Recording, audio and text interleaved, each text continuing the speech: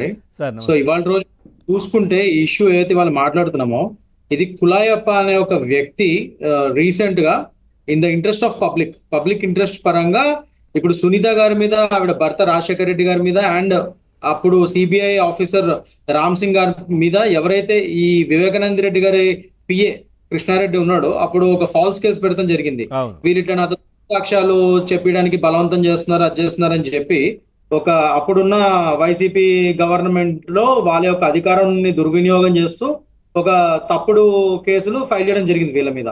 So అదే వీళ్ళు తర్వాత హైకోర్టుకి వెళ్ళారు, దాన్ని క్వాష్ చేయించుకున్నారు, అవన్నీ అయిపోయినాయి. ఆ కేసు నీరుగారిపోయింది.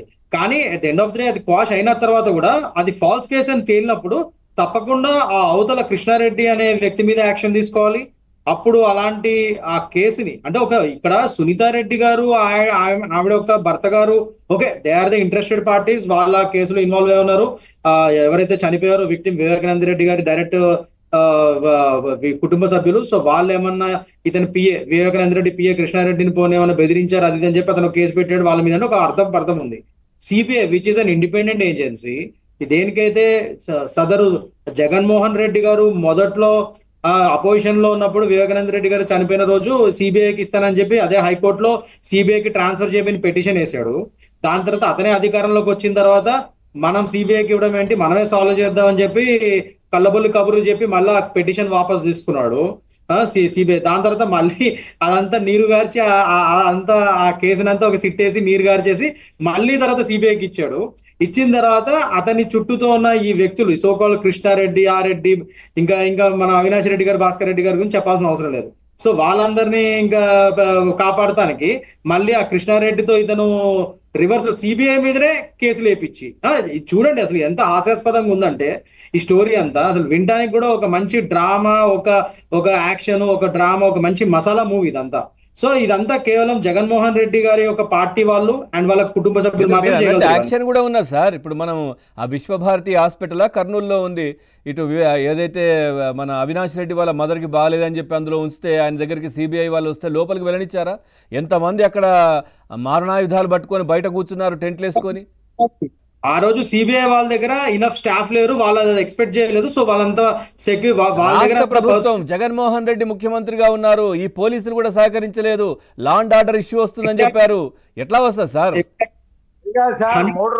మూడు రోజులు సిబిఐ ఆఫీసర్ల గెస్ట్ హౌస్ లో ఉంటే మొదటి రోజు స్టాఫ్ లేకపోతే ఢిల్లీ చెప్పి సిఆర్పిఎఫ్ దళాన్ని పిలిపించాలా? అది రైట్.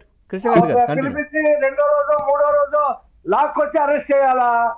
అరెస్ట్ చేయకుండా చేస్తున్నడికి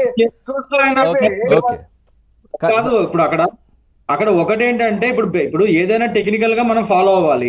ఒకటి ఏంటంటే వాళ్ళు ఆ రోజు రౌడీ రాజకీయాలు చేశారు, అది అందరికీ తెలుసు. సిబిఐ వారిని శాతం ఒక విధంగా బెదిరించే విధంగా వాళ్ళని ముందుకు వాళ్ళ డ్యూటీని చేయనిచ్చే విధంగా కాకుండా ఒక లా అండ్ ఆర్డర్ డిస్టర్బెన్సెస్ వస్తాయి, మీరు ఇతన్ని అరెస్ట్ చేస్తే ప్రజలు ఎంతో ఆవేదనకు గురవుతారని ఒక పిక్చరైజేషన్ చేశారు. కాబట్టి అప్పటికప్పుడు సిబిఐ వాళ్ళు వాళ్ళ దగ్గర స్టాఫ్ సరిపోక ఇతన్ని మళ్ళీ అదనపు బలగాలతో వచ్చి అరెస్ట్ చేద్దాం అనుకున్న లోపల మళ్ళీ వాళ్ళు బెయిల్ తెచ్చుకున్నారు. అంతా వేరే, అంత టెక్నికల్ గా వాళ్ళు వెళ్ళారు, అది వేరే. మనం దాన్ని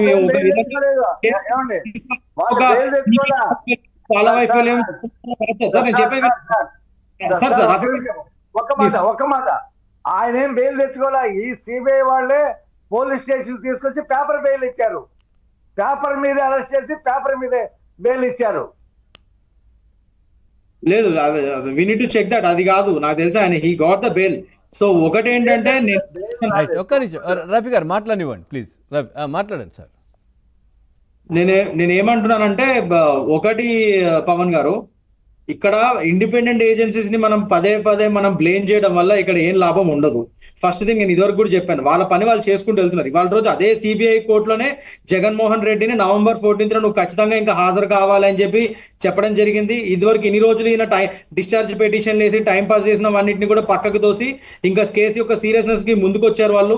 అండ్ ఈ మొన్న లండన్ టూర్ ఉదంతం ఏదైతే అయిందో మొన్న, ఆయన ఏదో ఒక పనికిమాల నెంబర్ ఇచ్చి టూర్లోకి వెళ్ళి దాని తర్వాత ఆ టూర్ లో ఇప్పుడు ఏమేమి చేశారు మీరు లండన్ టూర్ లో అని చెప్పి మెమో కూడా దాఖలు చేయాలని చెప్పి సిబిఐ కోర్టు చెప్పడం జరిగింది. అండ్ November 14th మీరు హాజరు కావాలి అంటే ఇప్పుడైనా దానికి కూడా వీడియో కాన్ఫరెన్స్ పిటిషన్ స్కైప్ చేస్తాను అది అంటే వాళ్ళ లాయర్లు అది వేస్తే దాన్ని కూడా ఇప్పుడు తిప్పికొట్టే విధంగా సిబిఐ వాళ్ళు వాళ్ళ యొక్క వాదనలు కూడా వినిపిస్తున్నారు ఇవాళ రోజు.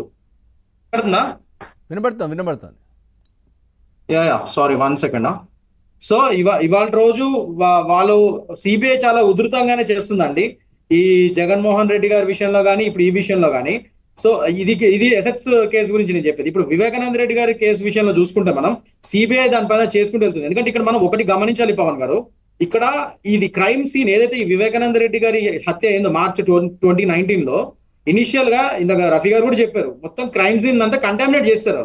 అసలు అది ఫస్ట్ గుండెపోటు అని చెప్పి అతని రక్తం మార్కులు అన్ని సో కాల్డ్ ఇప్పుడు ఈ కేసు ఎవరైతే ఇద్దరు, ఒక రిటైర్డ్ ఆఫీసర్ ఇంకో అతని మీద ఇప్పుడు ఎంక్వైరీ చేశారో వాళ్ళు కూడా అందులో ఇన్వాల్వ్ అయి ఉన్నారని చెప్పి అలిగేషన్స్ ఉన్నాయి. ఇప్పుడు వాళ్ళు కూడా ఆ రోజు క్రైమ్ సీన్ లో ఉన్నారు, అదంతా ఆ క్రైమ్ సీన్ లో రక్త మార్కలు తోడడంలో వాళ్ళు కూడా సహకరించారు అన్నట్టుగానే కదా ఇప్పుడు చెప్తుంది. అంటే వాళ్ళ ఏరియా కాదు, అలా ఆ డిపార్ట్మెంట్ అంటే పోలీసులు అయినప్పటికీ కూడా వాళ్ళ ఏరియా కాదు, అక్కడికి ఎట్లా వెళ్తారు?